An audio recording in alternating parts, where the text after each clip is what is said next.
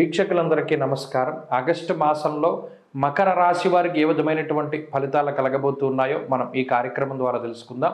ప్రత్యేకించి మకర రాశి వారికి ఉండేటువంటి గ్రహస్థితి పరిశీలనం చేస్తే ఈ రాశి వారికి 2వ స్థానమందు శని వక్రించినటువంటి ఫలితాలు వస్తూ ఉన్నాయి. తృతీయమందు రాహువు, పంచమమందు గురుడు, అలాగే కుజుని యొక్క స్థితి, సప్తమ స్థానమందు రవి, బుధుల యొక్క సంచారము, భాగ్యమందు శుక్రకేతువులు, ఇలా గ్రహస్థితి ఉన్నది. ప్రత్యేకించి ఇందులో యోగించేటువంటి గ్రహాలు అంటే ఒక గురుడు మాత్రమే కనబడుతూ ఉన్నారు.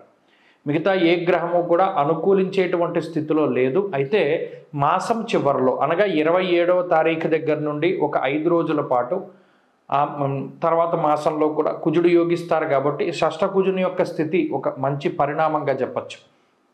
మిగతా గ్రహాలు ఏవి కూడా అంత ఉన్నతమైనటువంటి స్థాయిలో లేవు, అలానే పీడించేటువంటి స్థాయిలో కూడా లేవు.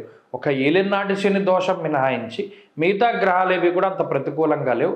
ఒక రవి మాత్రం 16వ తారీఖు దాటాక అష్టమ స్థానంలోకి వెళ్ళడం ద్వారా అష్టమ రవి యొక్క దోషము అనేటువంటిది వస్తుంది. అయితే ప్రత్యేకించి ఈ గ్రహస్థితి ఆర్థికపరమైనటువంటి విషయాలపై గనక మనం తీసుకుంటే ఆర్థికంగా అంత ఇబ్బందికరమైనటువంటి పరిస్థితులు ఏవి కూడా కనపడడం లేదు. ఎందుకంటే పంచమ గురుడు ఉన్నప్పుడు, అలాగే అర్ధాష్టమ కుజుడు కూడా లేరు, ఆయన మారిపోయారు కాబట్టి ఆర్థిక సమస్యల నుండి కూడా బయటపడడానికి అవకాశం ఉంటుంది.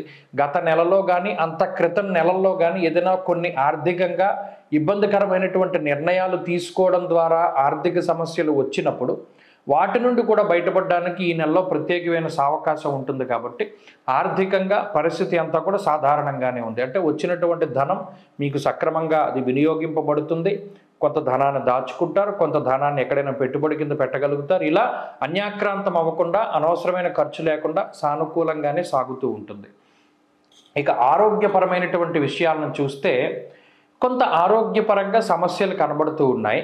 అటు శనేశ్వరుడు ఇచ్చేటువంటి ఇబ్బంది, అలాగే 16వ తారీఖు దాటాక రవి ఇచ్చేటువంటి కొంత సమస్యలు, అజీర్ణమయ సంతాపం, జానుబాధాంత దైవచ అంటే కొంత అనారోగ్య సమస్యలు, వీటికి అటు రవి శనులు కారణమవుతారు. దాంతోపాటుగా అటు పంచమంలో ఉండేటువంటి కుజుడు ఏమవుతుందంటే ఏదైనా ఒక చిన్న ఆరోగ్యపరమైన సమస్య వస్తే అదేదో పెద్ద భయంకరమైనటువంటి సమస్యగా బాధపడుతూ ఉంటారు. ఇది ఒకటి. అంటే మానసికమైనటువంటి భయాలవి ఎక్కువగా ఉంటాయి. అదొకటి కొంత ఇబ్బందిని కలగజేస్తుంది. తప్పితే ఈ మాసం అంతా కూడా చిన్నపాటి అజీర్తికి సంబంధించిన సమస్యలు, కాళ్ళ నిప్పులు, లేదా ఏదైనా కొంత కండరాల వాపు కానీ, లేదా కొంత ఎముకల మీద దెబ్బలు తగులుతూ ఉంటాయి, కవుగు దెబ్బలు తగులుతూ ఉంటాయి, వాటి వల్ల ఏదైనా సమస్య తప్పితే మిగతావి ఏమి ఇబ్బంది లేవు. రవి ఎముకలకి కారకత్వాన్ని వహిస్తాడు కాబట్టి 16వ తారీఖు దాటాక కొంత ఎముకలకి సంబంధించి కొంత జాగ్రత్తగా ఉండాలి.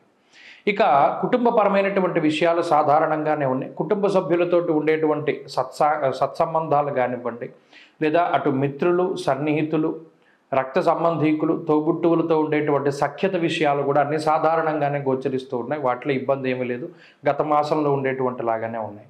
ప్రత్యేకించి శుభ కార్యక్రమాల రీత్యా కూడా కొంత బంధుమిత్రులను కలుసుకోగలుగుతారు, తీర్థయాత్రలు చేయగలుగుతారు, దైవ దర్శనాలు చేయగలుగుతారు, కొన్ని సాహసోపేతమైనటువంటి చర్యలు చేపట్టగలుగుతారు. మొత్తం మీద ఇవన్నీ కూడా సానుకూలమైనటువంటి వాతావరణానికే కారణమవుతాయి.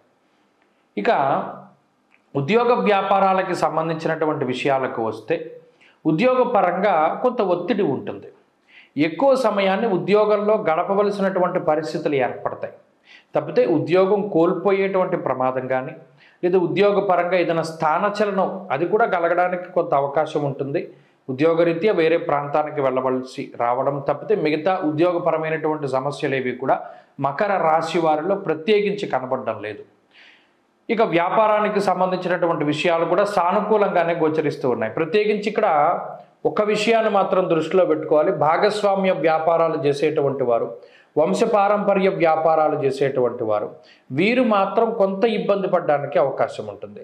అలాగే కొత్తగా వ్యాపారం అది కూడా పార్ట్నర్షిప్ భాగస్వామ్య వ్యాపారాలతో ప్రారంభం చేసేటువంటి వారికి కూడా ఇనీషియల్గా అంటే స్టార్టింగ్లో ప్రారంభంలో కొన్ని రకాలైనటువంటి సమస్యలు రావడానికి అవకాశం ఉంటుంది. మనం మొత్తానికి చూసుకున్నప్పుడు ఈ మకర రాశి వారికి మరలా అటు కుటుంబపరమైనటువంటి విషయాల్లోకి వెళ్ళినప్పుడు జీవిత భాగస్వామికి, సంతానానికి సంబంధించినటువంటి ఆరోగ్యపరంగా కూడా ఈ గ్రహస్థితి కించిత్ ఇబ్బందిని కలగజేస్తూ ఏదేమైనా కొంత మానసికమైనటువంటి భయానికి మాత్రం కారణమవుతుంది.